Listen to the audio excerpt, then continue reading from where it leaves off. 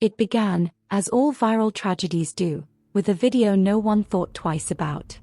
A soft glow. A confident voice. A message dressed in pastel sincerity. You don't need permission to wake up. The world feeds you illusions. I'm just showing you how to see. The clip was part of a motivational series by Mara Vance, a 28-year-old influencer who built an empire on self-awareness, calm lighting, and curated vulnerability. Her audience was massive, 4 million followers across platforms. Her words were dissected, quoted, stitched, and debated daily. Among those millions was Caleb Brewer, a quiet 17-year-old from Aurora, Colorado, a boy whose isolation turned the internet into his mirror. He'd been obsessed with Mara's channel for months, replaying her monologues until her voice was the last thing he heard each night. In his private journal, he called her the mirror. He believed she spoke directly to him. Then, one morning, he walked into his high school with a handgun, killing 2 classmates before turning the weapon on himself. His final post on a small, locked account read, "She showed me the truth. Now I'm showing everyone else." The video Mara uploaded just hours before the shooting hit 8 million views overnight. Within a day, she wasn't just a content creator, she was a suspect. Before the chaos, Mara Vance was an online religion. She'd started small, posting daily resets during lockdown, videos of her speaking softly into the camera, telling people to breathe, to reflect, to write down 3 truths they were afraid to say out loud. Then came radical reflection, her philosophy brand, a mix of self-help and moral rebellion. Her tagline, "You can't heal in systems that profit from your confusion." She wasn't selling products. She was selling identity. Fans began sending her confessional videos, crying into their phones, repeating her phrases like scripture.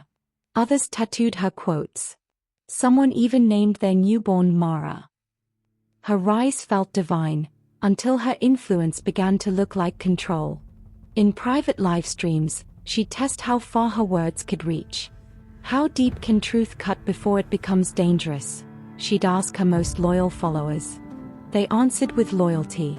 One of them was Caleb Brewer, who donated hundreds from his part-time job and messaged her every day. She never replied. But he didn't need her to.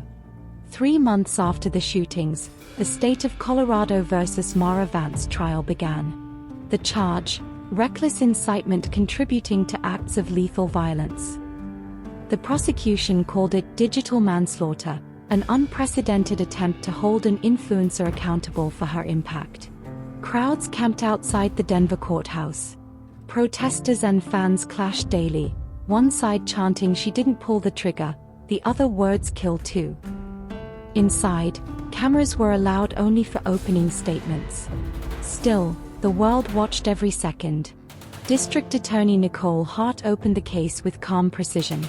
She was a 40-year-old black woman with sharp features, coiled hair, and a voice that carried authority. "This case is about power," she said. "The power to shape minds, to exploit vulnerability, to profit from devotion, and what happens when that power turns fatal." At the defense table sat Elliot Dane, a 52-year-old attorney with graying hair and the tired patience of a man who'd defended too many morally gray clients. He leaned toward Mara and whispered, "Do not perform. Just exist." She nodded, but couldn't help glancing at the cameras. Even in court, she knew where the lens was. The prosecution began with obsession. They showed the jury Caleb Brewer's room, walls lined with printed screenshots of Mara's posts, notebooks filled with her quotes, messages she'd never seen. Detective Clara Ruiz, the lead investigator, took the stand. She was a 38-year-old Latina with short black hair and a composed, precise manner. His life revolved around her, she testified. He watched over 6 hours of her content a day. The morning of the killings, he replayed one video, the one titled "Awake Means Acting." The courtroom's projector flickered on. Mara's face filled the screen. "You'll never change anything by staying quiet," she said in the clip. "If pain exists, maybe it's proof that you're alive enough to fight back." Gasps rippled through the room. Elliot Dane objected. Artistic speech.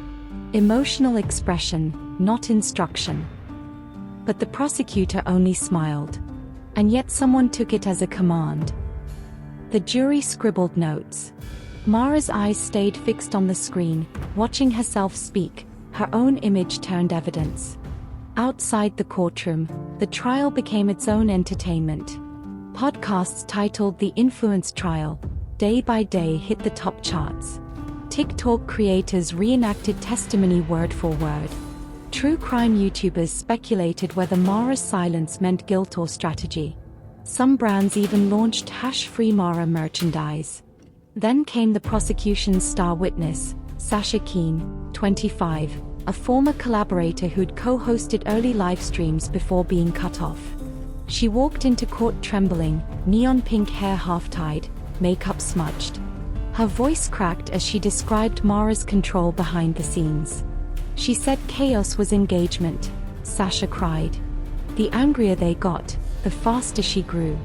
She used controversy like oxygen. Elliot Dane objected, hearsay.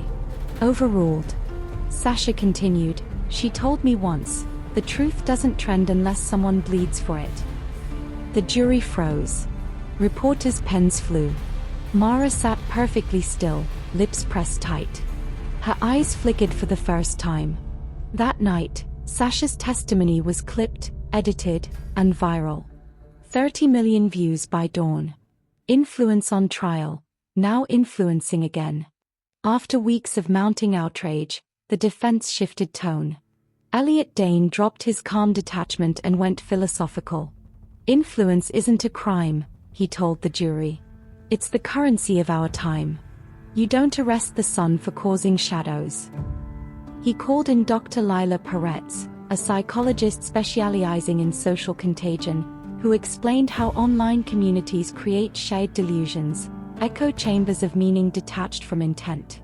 When a creator speaks to millions, she said, each listener constructs a different reality. You can't assign one mind to many interpretations.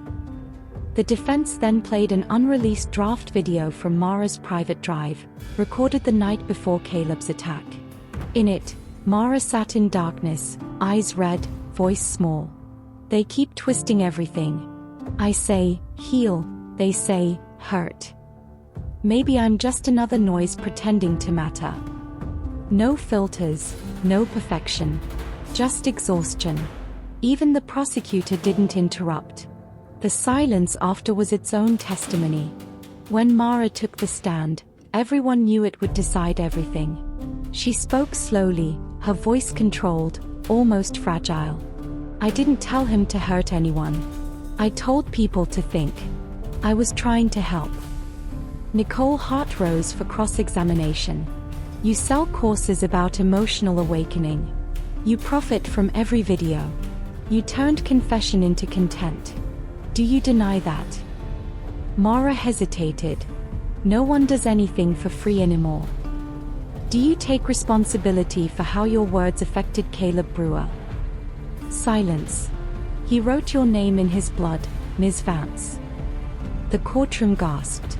Mara's gray eyes filled with tears, but her voice didn't tremble. I can't be responsible for everyone who listens. I didn't create his pain. I just showed it to him. Nicole Hart pressed on, and you built your career on it. Mara looked at the jury then, directly, finally. Maybe. But if that's true, then so did all of you. It was the line that made headlines for weeks. The question hung heavier than any verdict. Was she wrong? When the jury returned, they found Mara not guilty of incitement, but liable for negligent influence, a civil conviction that would ruin her financially but not imprison her. Outside, half the world celebrated, half raged. And all of them posted about it. After the verdict, Mara disappeared. Her accounts went offline. Her company dissolved. News channels moved on to the next scandal, but fragments of her presence lingered. Sound bites turned to remixes, quotes reposted as anonymous wisdom. Then, 6 months later, a new YouTube channel appeared, Reflection Lives. No face, just voice. Low, calm, unmistakable. You said I caused harm. But what if truth was never meant to be safe? Her subscriber count climbed in silence. The FBI traced nothing. The videos kept coming. Stories of victims, abusers, followers, believers. Every voice blurred into the next. It wasn't clear if it was Mara. Maybe that didn't matter anymore. Because influence, once unleashed, doesn't die. It just changes hosts.